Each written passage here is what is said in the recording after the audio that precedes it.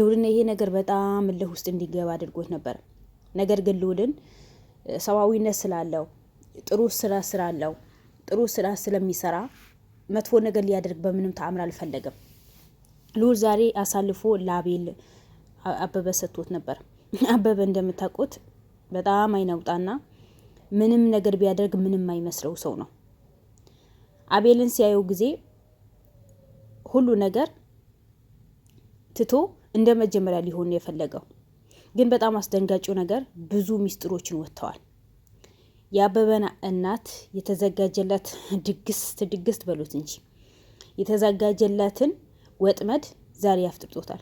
ዛሬ ተናግረዋል። የአቤል አጎት ወይስ አቶ መኮንን በጣም አሳፋሪ ሰው ነው ከምላችሁ በላይ። እህቱ ልክ በዚህ ልክን እንዴት ሊያስባት ቻለ? በዚህ ልክስ ወንጀል ውስጥ እንድትገባ አረ እሱ በተናገረውን እኔን ያፈርኩት ሰው የገዛ እህቱን ያልሆነ ውስጥ እንዲገባ ከዛ ስራ እሺ ብላ ማሰራ ከሆነ ሊያስወግዷት ተስማምተው ፈርመው ተነስተዋል። የአቤልን እናት ጉድ ስሙ። አቤል ዛሬ ሶፋ ላይ ቁጭ ብሎ ነው ይሄን ጉዱ የሰማው።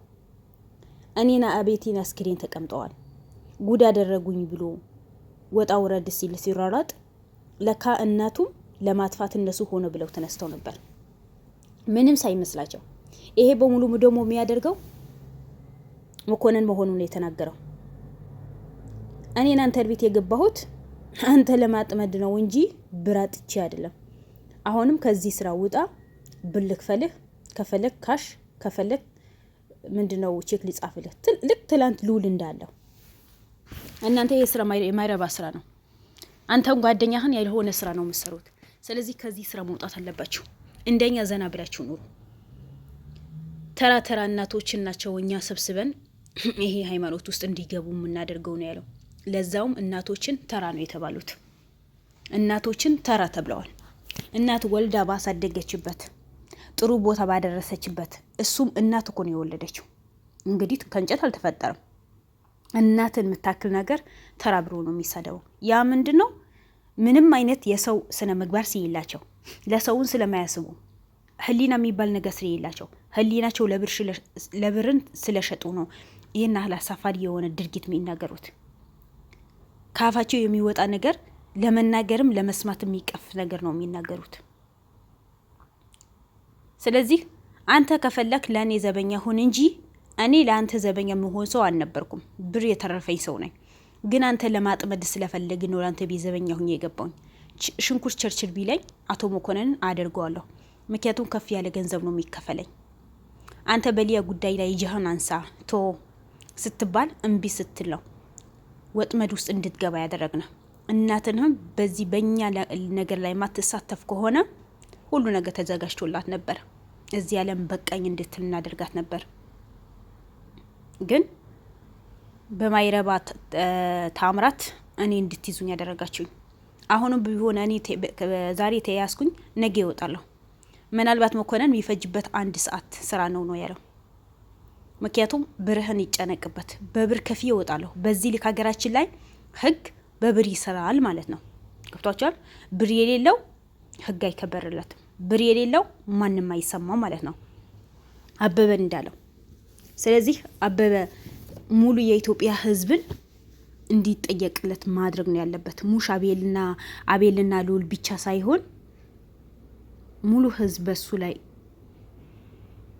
ድምጹን ማሰማት ነው ያለበት። እነሱ ብር አላቸው፣ ብራቸው ይፈታሉ።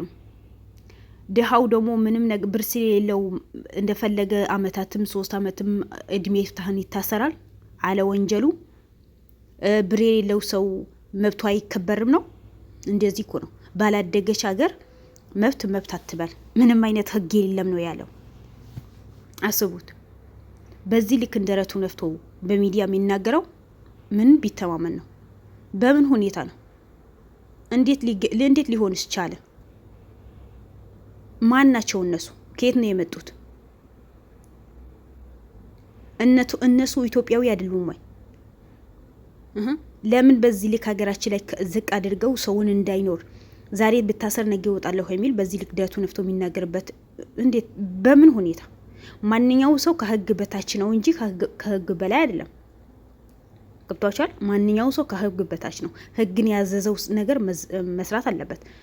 በነገራችን ላይ ብር ያላቸው ሰዎችና ባለሀብቶች አንዳንዴ ፈጣሪ እንዳለ የሚረሱ ሰዎች አሉ። የሁሉ ውሳኔ የሚሰጠው ፈጣሪ ነው። ነገር ግን በህግ መተዳደር የመሰለ ነገር የለም። ህግም ሆነ ማንም ከፈጣሪ በታች ነው። ግን ሰውን ወንጀል የሰራ ሰው ከህግ በታች ነው እንጂ ከህግ በላይ የሚሆንበት ጉዳይ ምንም ነገር የለም። ስለዚህ አበበ እድሜ ልኩን በህግ መጠየቅ መቀጣትም አለበት፣ መፈታትም የለበትም። ምክንያቱም ይሄ ሰውዬው ከተፈታ የሀገርም ጠንቅ ነው፣ ለወጣቶቹም ጠንቅ ነው፣ ለህፃናትም ጠንቅ ነው፣ ለሴቶችም ለእናቶችም ጠንቅ ነው። በሄድኩበት በሙሉ ቅምጥ አለኝ ነው ያለው። አስቡት፣ አንዷ ፍቅረኛ ጋር በሆነ ነገር ብንጣላ አንዷ ጋር ይሄዳለሁ፣ አንዷ አሳልፋ ብሰጠኝ አንዷ ጋር ይሄዳለሁ። ስለዚህ በሄድኩበት በሙሉ ፍቅረኛ አለኝ ነው ያለው። አስቡት ምን ያክል በሴት ህይወት ላይ እንደሚጫወቱና ምን ያክል የሰው ህይወት ምንም አይነት ግንዛቤ እንደሌላቸው፣ ሴት ምንም ትሁን ምንም ማያገባቸው ሰዎች እንደሆኑ በዚህ መረዳት አለብን። ስለዚህ እነዚህ ሰዎች ለሀገራችን የሚጠቅሙ ሰዎች ናቸው አይደሉም? እነዚህ ሰዎች ለሀገራችን 50 ሳንቲም ኢትዮጵያን ከፍ ያደርገታል ቢሉ የሚያደርጉ ሰዎች ናቸው አይደሉም? ሀገራችን ኢትዮጵያን ዝቅ የሚያደርጉ ሰዎች ናቸው። ስለዚህ እነዚህ ሰዎች መፈታት ሳይሆን እድሜ ልካቸው እዛ እድሜ ልክ መታሰር ነው፣ መፍረድም አለባቸው። አቤል ቀረጻ ነው ያቆመው። ምክንያቱም ከአንደበቱ የሚወጡ በሙሉ ቆሻሻ ስለሆኑ ለመስማትም ለማዳመጥም አልፈለገም። በእርግጥ እኔ በሱ ላይ አልፈርድም። ምክንያቱም ከመኮንን ጋር ነው የሚውለው። መኮንን ለእህቱ ያላዘነ ጭራሽ ለእህቱ እኮ ምን እንዳሰበላት ዛሬ ምስጢር ነው የወጣው። አስደንጋጭ የሆነ ምስጢር ነው የወጣው። ለምን በዚህ ልክ ሊሆን ቻለ? የአቤል እናት ምን አድርጋለች? ልጇ ተምሮ ስራው ሰራ እንጂ ስራው መስራው ሰው አይደለችም። በዛ ላይ ደግሞ እህቱ ናት።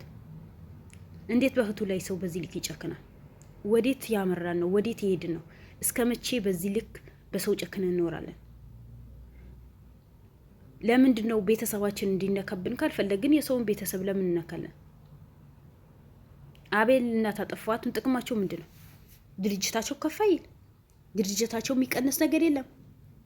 ግዴታ አንድ ሰው የዛ ድርጅት ወይስ እነሱ የሚያመልኩት ፈጣሪ ካላመለኩ መሞት አለበት ማለት ነው? የለበትም። ሰው የፈለገውን አምልኮ መኖር ይችላል። ለምን ድንጋይ አያመልክም? መብቱ ነው። ግን ይህ ሰውን የማይወደው ነገር፣ ኢትዮጵያ የማይወደው ነገር፣ ምንም አይነት በሰው ዘንድም ሆነ በፈጣሪም ዘንድ ሆነ በሰው ዘንድ ሆነ ተቀባይነት የሌለው ሃይማኖት አምጥታችሁ ግዴታ ተቀበሉ ማለት ደግሞ አግባብ አይደለም። እናንተ አድርጉት ወዳችሁ ፈቅዳችሁ አይደለም የገባችሁ። ግን ሌላው ሰው ፈጣሪ ፈርቶ የሚኖር ሰው ደግሞ በግዴታ አታርጉበት። ካልተቀበልክ ደግሞ ትሞታለህ፣ እንደዚህ እናደርግሃለን አትበሉት። ምክንያቱም እነሱ የፈጠራቸው ፈጣሪ ነው። ነገ ወደ እሱ ነው የሚሄዱት። እናንተ ልክ የእናንተ ሃይማኖት እሱ እንደፈጠራችሁ ነገ ወደ እሱ እንደምትሄዱ አድርጋቸው። ለሰከንድ እኮ መቆየት ማትችሉ ሰዎች እኮ ናቸው። ዛሬ ከኛ በላይ ሰው የለም፣ ከኛ በላይ ፈጣሪ የለም፣ ከኛ በላይ ማንም ኢትዮጵያን የሚያንቀሳቀሳ ሰው የለም ብላችሁ እንደፈለጋችሁ የምትጨፍሩ እናንተ ለአንድ ቀን እኮ መቆየት ማትችሉ ሰዎች እኮ ናቸው።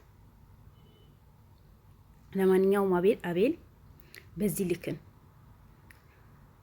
አበበን አግኝተህ ጥያቄህን በመጠየቅ መልሶችህን በማግኘትህ የዛኔ አበበን ባመለጠበት ሰዓት ከልዑል ጋር በጣም ቅሬታ ውስጥ ገብታችሁ ነበር። ያን ነገር አስታውሰህ ልዑልን ይቅርታን ጠይቀ አንተ ላይ ጉድ የሰራ ወይ አንተ ላይ ወደ ኋላ እንድትቀር እስር ቤት እንድታረግ ያደረገህን ጠላት በመያዝህ በጣም ደስተኛ ሁኛለሁ። እሱም ደግሞ አሳልፋችሁ ለህግ መስጠት አለባችሁ። እናንተ ብቻ አይደለም። በዛኔ ሊታከም በሄደ ሰዓት ደብድቦት የወጣ ዶክተርም ሐኪም ቤቱ ዶክተሩም የብቻ ሐኪም ቤቱ የብቻ በይግባኝ መከሰስ አለ። አበበን መከሰስ አለበት። እያንዳንዱ በየፊናው ሁሉም መከሰስ አለበት። ክስ መብዛት አለበት። ይህ ሰውየው እድሜ ልኮ ከእስር ቤት እንዳይወጣ ያንዱ ሲመልስ ለአንዱ እንዲነሳበት ማለት ነው። ሐኪም ቤቱ መጠየቅ አለበት። ዶክተሩን መጠየቅ አለበት። እናንተ በበኩላችሁ መጠየቅ አለባችሁ። እድሜ ልኮ ይፈረድበት። ይሄ ኖረም አይጠቅምም ታሰረም አይጠቅምም። ስለዚህ ቢፈታ ይጎዳል እንጂ ማይጠቅም ሰው ደግሞ እዛ መበስበስ ነው ያለበት። ይሄ እኮ ልጆች ቢወልድ እኮ የልጆቹ ጠንቅ ነው እንጂ ምንም ይጠቅም ነገር አይደለም። ምክንያቱም ለልጆቹ ጥሩ ነገር አያስተምርም። እንደዚህ ያልሆነ ስራ፣ ሰውን ለማጥፋት፣ ሰውን ማገት፣ የሰውን ገንዘብ መዝረፍ፣ በሄደበት በሙሉ ሴትን አሁን የሱ ልጆች ስንት እንደሆኑ አይታወቅም። ስለዚህ እነዚህ ልጆች መጥፎ ነገር ነው የሚማሩት እንጂ ከሱ መጥፎ ጥሩ ነገር ስለማይማሩ እዛ እስር ቤት መበስበስ አለበት። ስለዚህ ዛሬ ደስ የሚል ቀን ነው። ውድ ቤተሰቦቼ ላይክ፣ ሼር፣ ሰብስክራይብ አድርጉ። ወዳቸዋለሁ። ባይ ባይ። መልካም ምሽት።